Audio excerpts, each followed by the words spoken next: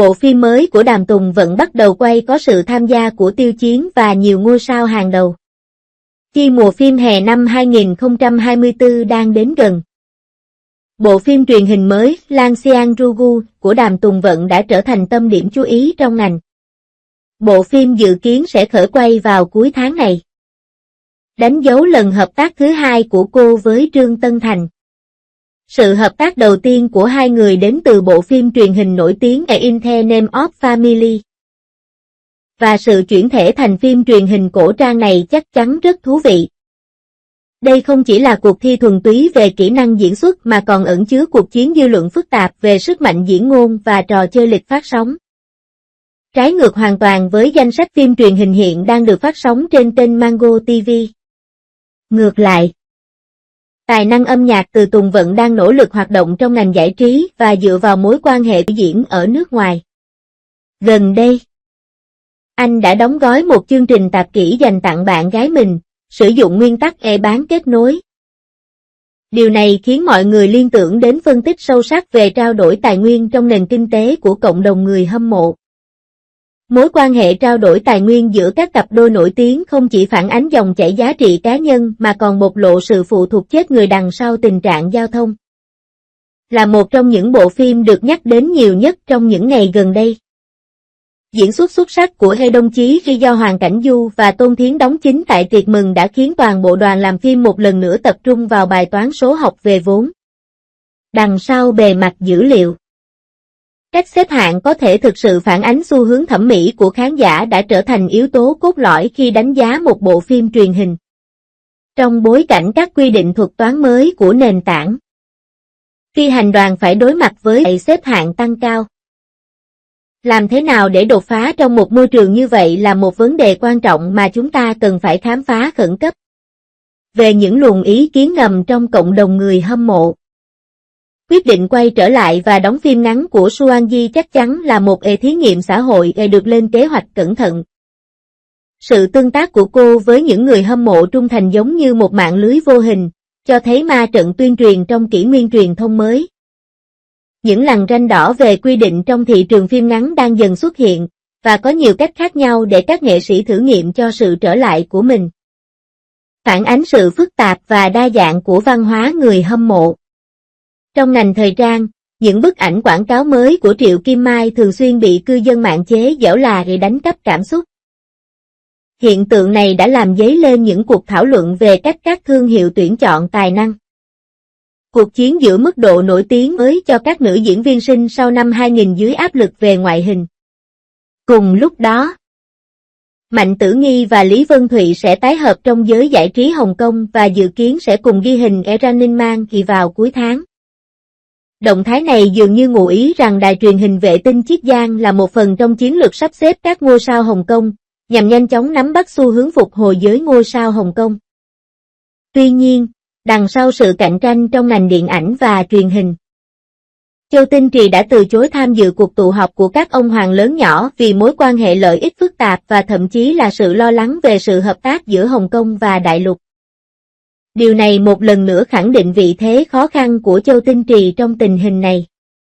Nhìn lại Địch Lệ Nhiệt Ba, vai diễn của cô trong Thành Cổ Casca đã thu hút được nhiều sự chú ý. Đối mặt với sự cạnh tranh khốc liệt từ thế hệ mới sau những năm 90, thành cốt lõi của chủ đề chính và trò chơi với phim truyền hình CCTV hay không cũng trở thành điểm nhấn đáng mong đợi. Sau khi tài khoản chính thức được sửa đổi, mấy con nhỏ đó báo cáo rằng chúng không thể tìm thấy chúng tôi ở chế độ nền, yêu cầu chúng tôi chú ý đến vấn đề độ bám dính của quạt. Trong thời đại mạng xã hội phổ biến như hiện nay, việc duy trì hoạt động của người dùng đặt ra một thách thức to lớn. Bí quyết tránh bị lạc và thiết lập dấu sao đã trở thành logic phân phối nội dung mà chúng ta phải suy nghĩ. Chỉ bằng cách này, chúng ta mới có thể bất khả chiến bại trong làn sóng dư luận mới. Thu thập thông tin này, những cuộc đấu tranh công khai và ngấm ngầm trong ngành giải trí càng bộc lộ nhiều khó khăn hơn, và mọi nghệ sĩ và mọi dự án đều đang đấu tranh để tồn tại. Trong thời đại như thế này, chúng ta không chỉ chú ý đến cuộc sống xa hoa của những người nổi tiếng mà còn phải hiểu những câu chuyện sâu sắc và ít người biết đằng sau ngành công nghiệp này. Ý gần đây vô cùng sôi động, Khi danh sách phim truyền hình sắp ra mắt trên các nền tảng lớn được công bố, giống như một trận chiến giữa các vị thần, vô cùng hấp dẫn. Có rất nhiều chủ đề đa dạng, từ truyện giả tưởng về trang phục cổ xưa đến luật pháp đô thị, từ truyện chính trị hồi hộp đến truyện lãng mạn giả tưởng, chúng chiếm hết thời gian giải trí của chúng ta. Trong số đó, bộ phim khiến tôi háo hức xem nhất là Hành môn hồ ly, Lâm Giang Tiên do Bạch Lộ thủ vai, bối cảnh về tình yêu bi thương sâu đậm khiến tôi chỉ cần đọc tóm tắt cốt truyện đã thấy đau lòng. Khi nói đến phim viễn tưởng, 9 trong 10 phim không thể thoát khỏi thói quen gây bạo dâm, nhưng Hành môn hồ ly, Lâm Giang Tiên ngày này có vẻ còn hay hơn. Tiên sư Lý Thanh Nguyệt và Bạch Cửu Tư vốn là một đôi trời sinh, nhưng vì hiểu lầm mà trở thành kẻ thù, thậm chí còn trải qua nỗi đau mất con. Cốt truyện này giống như một nhát dao đâm vào tim khán giả. Điều Thẩm Lộ thủ vai cuối cùng đã bị tra tấn và giết chết. Bị biến thành tro bụi. Liệu biên kịch này có vấn đề với he, kết thúc có hậu, không? Tuy nhiên, Bạch Lộ đảm nhiệm hai vai là Lý Thanh Nguyệt và Hoa Như Nguyệt. Hai nhân vật có tính cách rất khác biệt, đây cũng là một thử thách lớn đối với cô. Từ Hoa đang hoạt bát và nhanh nhẹn đến Thanh Y dịu dàng và hào phóng, khả năng diễn xuất của cô thực sự rất thú vị. Ngoài phim viễn tưởng, những chủ đề khác cũng rất thú vị. Trường An Nhị Thập Tứ Sách của Trịnh Dịch là một bộ phim khiến bạn phải đau đầu ngay khi nghe đến tên. Triều đình đầy rẫy những khúc quanh và ngã rẽ. Thật thú vị khi nghĩ về cách Hồ Thành, do Thành Nghị thủ vai, từng bước xoay sở trong vòng xoáy quyền lực. Phần hấp dẫn nhất của bộ phim chính trị này là sự hồi hộp.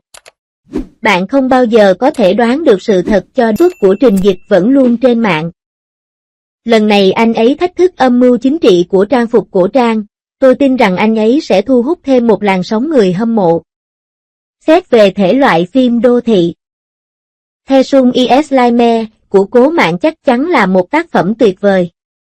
Bất cứ sản phẩm nào do Guman sản xuất đều phải có chất lượng cao, đây là quy tắc được công nhận trong ngành. Sự kết hợp giữa Tống Uy Long và Triệu Kim Mạch vô cùng đẹp đôi, có cảm giác đôi lứa mãnh liệt, cộng thêm phong cách yêu đương ngọt ngào thường thấy của Cố Mạng, bộ phim này khó mà không được yêu thích.